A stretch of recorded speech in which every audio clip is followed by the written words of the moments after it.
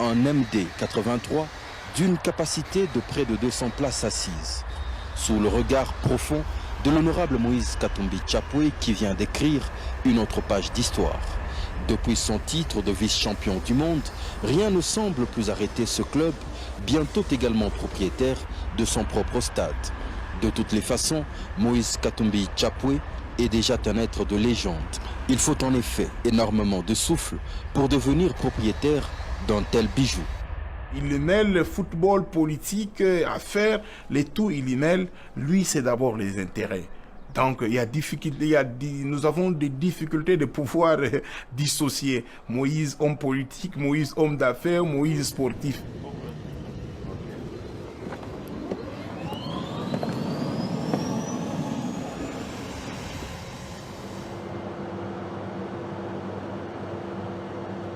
De temps en temps, le week-end, comme aujourd'hui, je ne travaille pas.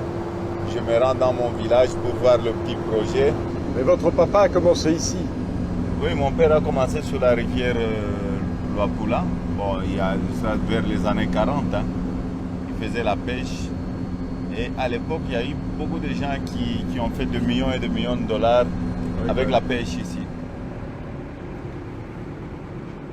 Comme la plupart des grands chefs d'État africains, Moïse a complètement transformé son village natal. Il en a fait un luxueux lieu de villégiature où il vient se reposer et se ressourcer. C'est ici que toute son histoire a commencé. C'est un village qui m'a donné la chance de faire tout ce que j'ai fait dans la vie. Et j'ai commencé la pêche et voilà. J'ai dû gagner mon argent ici, très jeune. C'est la rivière ici qui m'a apporté la chance dans ma vie.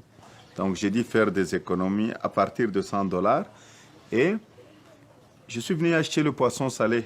Quand je suis venu acheter le poisson salé, je suis allé livrer à l'internat de la Kafoubou chez un prêtre. Il m'a payé $600 et il était très content de la qualité de mon poisson. Il m'a demandé s'il pouvait me donner un prêt pour amener plus de poissons parce que c'était de la très bonne qualité. Je dis, un prêt de combien? 3 000. J'ai eu peur d'avoir un prêt de $3 000. Ça, c'était vers les années 85. J'ai revendu ce poisson à $16 000. Et donc là, j'ai senti que je pesais un peu. C'était beaucoup d'argent à l'époque, $16 000. Et il m'a cherché des contrats dans tous les internats. Quand il m'a cherché les contrats dans tous les internats, je me suis retrouvé peut-être avec $50 ou $60 000. Mais chérie, je ne dormais pas. Dans la chambre, tout le temps, j'étais obligé de compter l'argent. Quand j'ai quitté, je n'avais plus sommeil, j'étais obligé de compter l'argent. 3 mois après, je suis allé à la BCDC demander un prêt pour avoir un nouveau camion. Et j'ai acheté un nouveau camion. Et 6 mois après, j'avais 10 camions. Et j'ai fait mon premier million de dollars sur la rivière Luapula. C'était vers les années 88. Bon, si je mets tous les contrats que j'ai dû avoir quand j'étais très jeune, c'est peut-être, pour ne pas exagérer, pas moins de 70 millions de dollars. Et le papa faisait la pêche aussi, il était aussi dans la pêche. Tout le monde était dans la pêche. Donc, nous sommes le produit du poisson. Et le papa, il a fait fortune il a fait dans un le poisson. Il a fait un peu d'argent. Il a fait quand même beaucoup d'argent dans le poisson, comme tous les Grecs qui sont venus à l'époque, tous les Juifs qui sont venus. Quand Hitler s'attaquait à la communauté juive, donc c'est à ce moment-là que mon père a dit fuir. Il a fui donc de Rhodes, là où il était. Il s'est retrouvé au Congo, il est passé par le Maroc, tout ça. Et donc c'est quelqu'un qui a perdu ses parents très jeunes, à l'âge de 19 ans, dans le camp de concentration. Mon père, quand il est arrivé, il a commencé dans ses affaires propres, donc dans la pêche, il faisait la pêche. Ma mère a rencontré aussi mon père dans ces villages et voilà. À l'époque, c'est pour vous dire que mon père n'était pas raciste parce que pour avoir une femme noire, c'était très difficile pour un blanc d'avoir une femme noire. Il fallait compter vers les années 42, 43, avoir une femme noire. Mais mon père a eu ce courage-là et il était en même temps juif. Pour avoir une femme noire, c'était très difficile. Ils se sont rencontrés ici.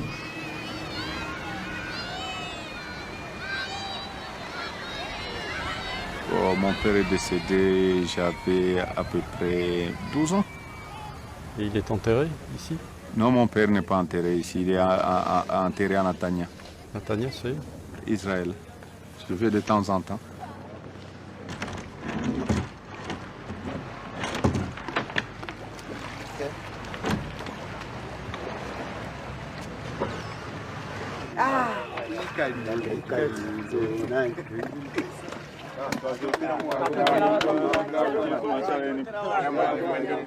Moïse Katumbi, c'est le premier Congolais qui s'impose aujourd'hui à avoir monté d'abord une société de sous-traitance, Manning Company Katanga, qui a eu à plus des actions dans des entreprises minières. On doit reconnaître que Moïse Katumbi fait partie de la nouvelle génération qui font la fierté des Katangais aujourd'hui. Je ne connais pas un autre Katangais, un noir.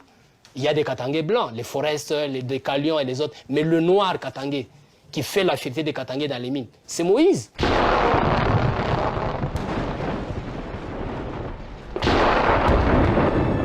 Depuis sa légendaire réussite dans le poisson, Moïse s'est construit un véritable empire financier. Dans l'agriculture, l'alimentation, l'immobilier, l'industrie. Une nébuleuse qui a également profité de la privatisation de l'industrie minière. Parmi les multiples sociétés de Moïse, MCK est l'une des plus importantes compagnies d'exploitation du minerai.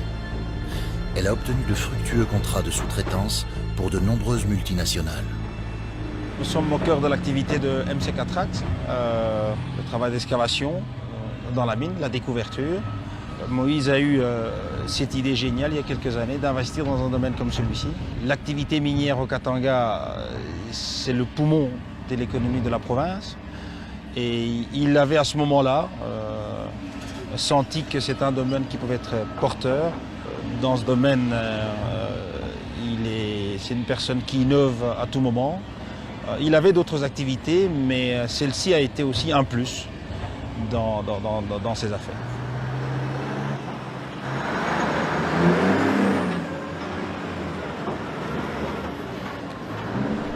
Il n'est plus actionnaire dans l'entreprise, il a cédé ses actions à sa famille. C'est en l'occurrence son épouse qui s'occupe de la gestion de ses quotes-parts. Elle nous apporte aussi son expérience et son expertise. La loi ne permet pas qu'un gouverneur fasse les affaires. C'est clair par rapport au droit commercial, donc il y a incompatibilité. Parce qu'incompatibilité, il y a trafic d'influence, il y a abus du pouvoir. Et c'est la dérive à laquelle nous assistons par rapport à monsieur le gouverneur. Il dit que c'est sa famille qui a repris les affaires. Oui, sa famille a repris les affaires, ça c'est la présentation officielle des choses. C'est la présentation officielle des choses. Mais qui va attaquer la sœur d'un gouverneur qui ne paie pas les taxes? Il est dans les mines, il est dans les pétroles, même dans le petit commerce. Donc vous voyez qu'il cherche à avoir tous les monopoles du business au Katanga, tout en essayant d'écarter les autres adversaires ou les autres opérateurs économiques d'une façon illégale.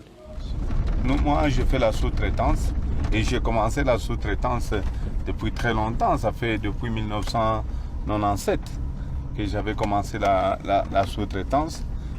Si je ne suis pas entré en politique, aujourd'hui j'allais avoir des milliards.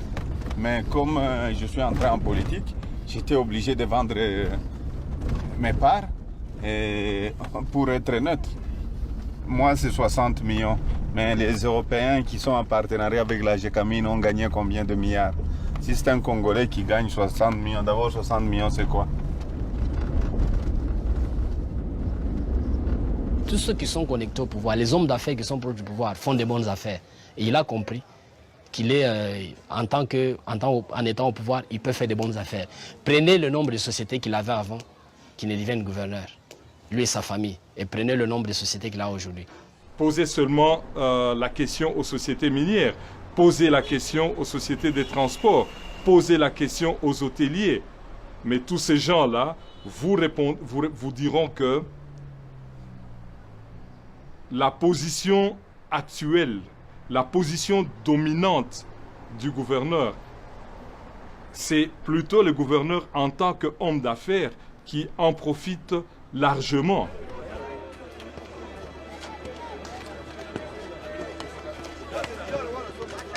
Venus des quatre coins du pays, des milliers de creuseurs occupent illégalement les concessions des multinationales du minerai.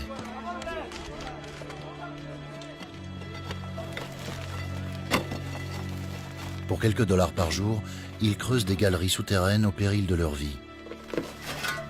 Ils extraient des précieux métaux, cuivre, cobalt, zinc, uranium, qui partiront pour de lointaines destinations, Chine, Inde et pays occidentaux.